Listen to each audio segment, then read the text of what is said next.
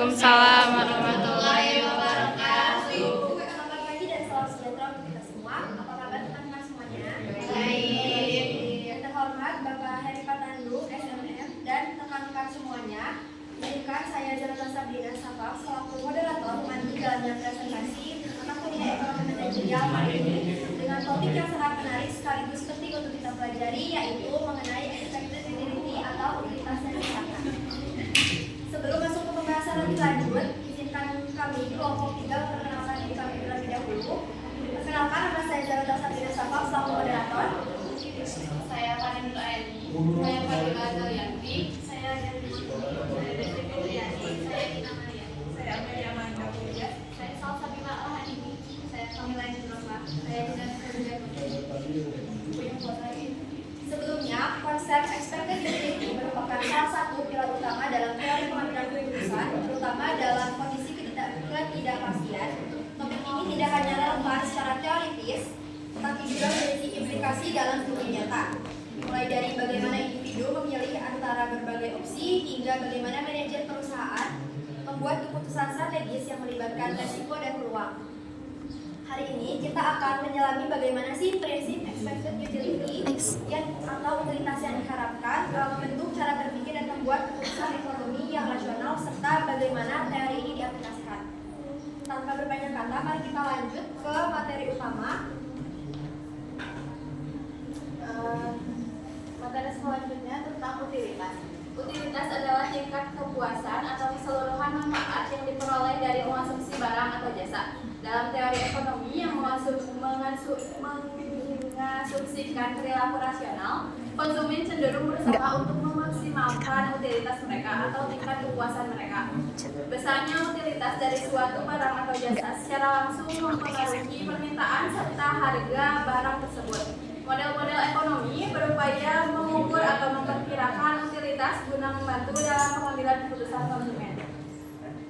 Utilitas juga dapat dipahami sebagai preferensi atau pilihan-pilihan yang dimiliki oleh pengambil keputusan atau manajer dengan mempertimbangkan resiko melalui angka yang dapat mewakili nilai hasil sebenarnya berdasarkan keputusan yang diambil.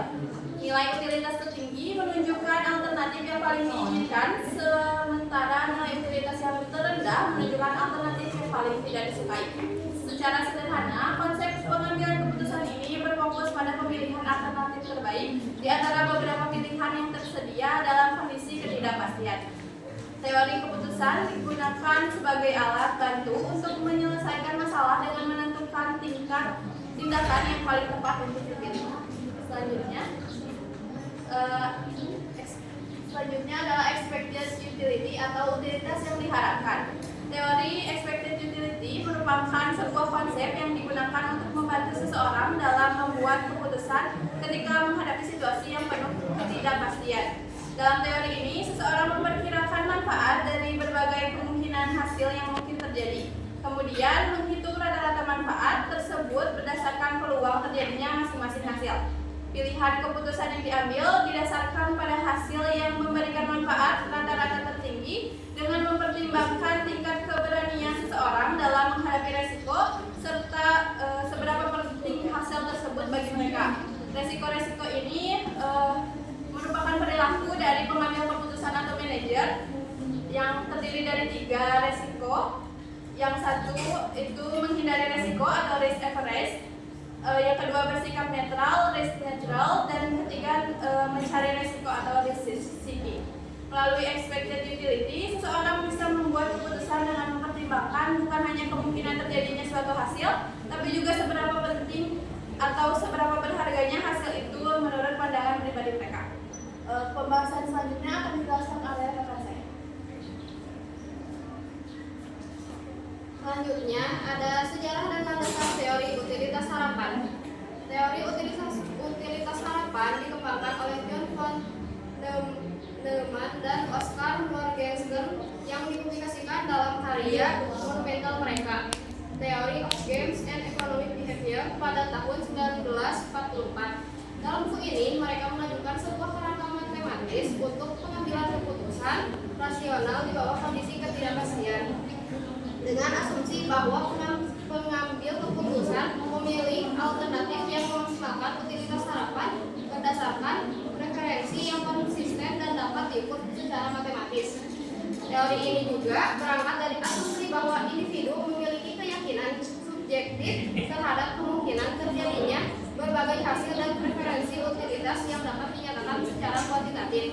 Oleh karena itu, keputusan yang diambil berdasarkan teori ini dianggap optimal karena memperhitungkan tidak hanya nilai hasil yang mungkin diperoleh, tetapi juga bagaimana hasil tersebut dinilai secara subjektif sesuai tingkat toleransi resiko pengambilan keputusan. Selanjutnya akan dijelaskan oleh rekan saya. Baik, selanjutnya ada 5 aksioma dasar yang dirumuskan Kahneman dan Morgenstern. Yang pertama ada aksioma keterbandingan atau comparability. Individu mampu membandingkan semua alternatif dan menentukan referensi. Artinya, untuk dua pilihan A dan B, seseorang bisa mengatakan bahwa A lebih disukai dari B lebih disukai dari A, atau keduanya sama-sama disukai. Tidak ada alternatif yang tidak dapat dibandingkan. Yang kedua ada aksioma transitivitas, yaitu jika seseorang lebih menyukai A dibanding B dan B dibanding C, maka juga harus lebih menyukai A dibanding C. Aksioma ini memastikan konsisten logis dan urutan preferensi dan mencegah keputusan yang kontradiktif. Yang selanjutnya ada aksioma independensi, yaitu jika individu lebih menyukai A daripada B, maka dia juga harus lebih menyukai campuran probabilistik antara A dan C daripada campuran probabilistik antara B dan C dengan probabilitas yang sama. Yang keempat ada aksioma keterukuran atau preferensi dapat diukur secara kuantitatif dengan angka probabilitas sehingga perbandingan dan penghitungan expected utility menjadi mungkin. Yang terakhir ada aksioma konsistensi peringkat atau alternatif dengan nilai utilitas harapan atau expected utility tertinggi akan selalu lebih disukai. Jadi jika suatu alternatif memiliki expected utility lebih besar dari yang lain, maka alternatif tersebut akan dipilih secara konsisten. Selanjutnya akan dijelaskan yang selanjutnya yaitu fungsi utilitas dan preferensi risiko. Jadi teori utilitas yang diharapkan sangat berkaitan dengan bagaimana ketidakpastian dan risiko mempengaruhi pengambilan keputusan. Dalam situasi di mana ada ketidakpastian, pengambilan keputusan harus bergantung pada penilaian probabilistik untuk memprediksi hasil yang mungkin terjadi di masa depan dan membuat keputusan dengan membandingkan utilitas yang diharapkan dari berbagai pilihan. Selanjutnya, fungsi utilitas ada 3.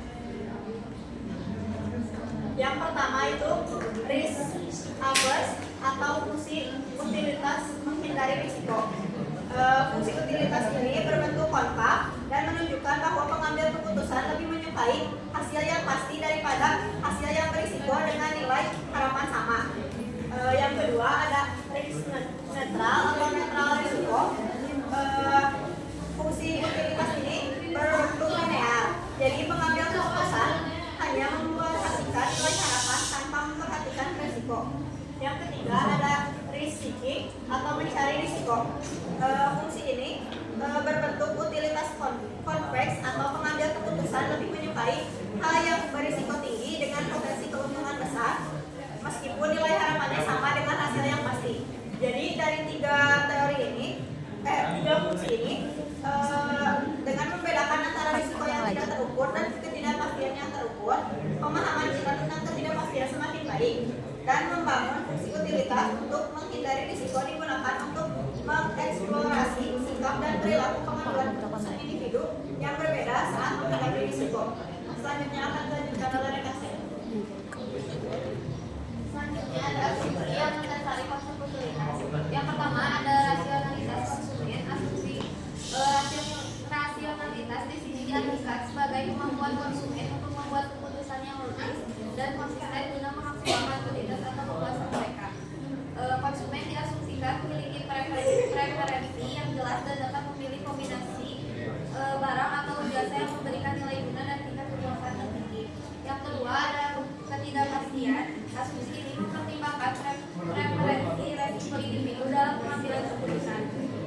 ketiga ada pilihan terbatas. Asumsi ini mengakui bahwa konsumen memiliki pilihan terbatas dalam hal barang dan layanan yang tersedia. Yang keempat ada transivitas. Asumsi ini mengatakan bahwa jika seseorang lebih memilih A daripada B dan B lebih disukai daripada C, maka orang tersebut akan memilih A daripada C. Ini adalah asumsi penting dalam analisis utilitas untuk memastikan bahwa preferensi konsumen bersifat konsisten dan logis. Yang kelima ada utilitas marginal yang berkurang. Asumsi ini menyiratkan bahwa setiap unit tambahan dari suatu barang atau layanan akan memberikan tambahan utilitas yang berkurang bagi konsumen. Yang keenam ada interpreferensi. Asumsi ini mengakui bahwa preferensi konsumen tidak selalu bersifat tetap atau murni individual, melainkan dapat dipengaruhi oleh faktor eksternal. Selanjutnya akan Selanjutnya ada metode pengukuran utilitas. Pertama, metode survei dan kuesioner. Pengumpulan data langsung dari konsumen mengenai tingkat kepuasan mereka terhadap berbagai barang atau jasa. Yang kedua, ada pendekatan matematis dan fungsional, menggunakan fungsi utilitas untuk membandingkan matematis antara konsumen barang dan tingkat kepuasan. Yang ketiga, ada eksperimen ekonomi, melakukan eksperimen terkontrol untuk mengamati perilaku konsumen dalam situasi tertentu. Yang keempat ada analisis biaya manfaat, menilai utilitas dengan membandingkan manfaat dan biaya dari tindakan atau kebijakan dengan biaya yang dikeluarkan. Metodologi yang digunakan untuk pengambilan keputusan kebijakan.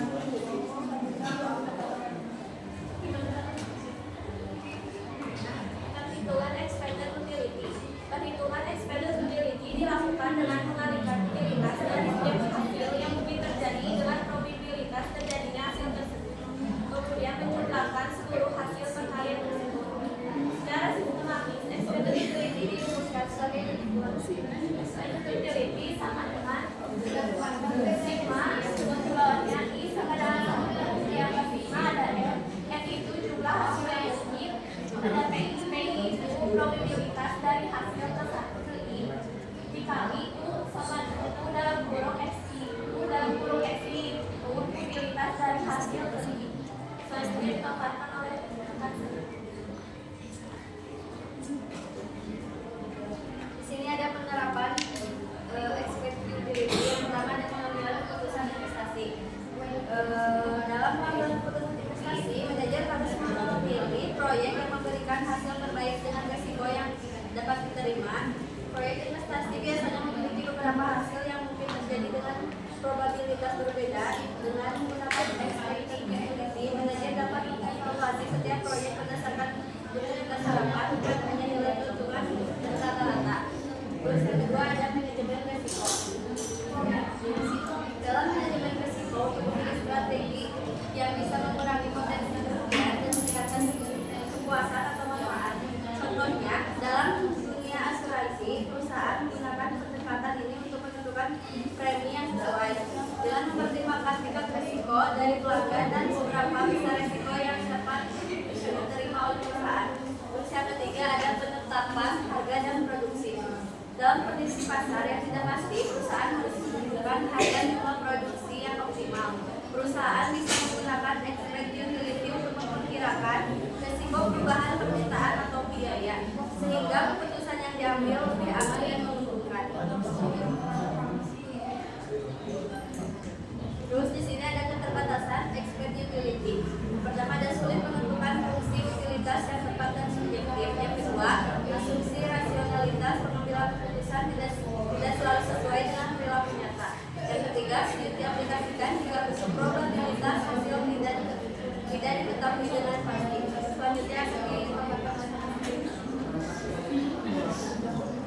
Selanjutnya ada pemilihan expected utility. Yang pertama ada pengambilan keputusan yang rasional, di mana model ini memberi panduan yang jelas dan konsisten dalam menyusun pilihan ketika seseorang harus mengambil keputusan di situasi yang tidak pasti. Yang kedua, menggabungkan preferensi risiko, menyesuaikan perhitungan dengan sikap individu pengambilan keputusan. Yang ketiga ada mengukur preferensi, di mana dengan mengidentifikasi hasil di masa depan dan menghitung utilitas yang diharapkan, individu dapat membandingkan berbagai pilihan dan membuat keputusan. Yang keempat ada fleksibilitas. Pendekatan ini sangat fleksibel dan telah terbukti bermanfaat di banyak sektor karena mampu membantu menilai keputusan yang penting dalam kondisi penuh ketidakpastian.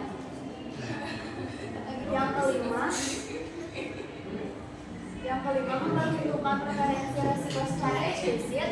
Yang keenam memberikan kerangka kerja sistematis untuk mengambil keputusan. Dan yang ketujuh pengaplikasian dalam bidang ekonomi manajerial.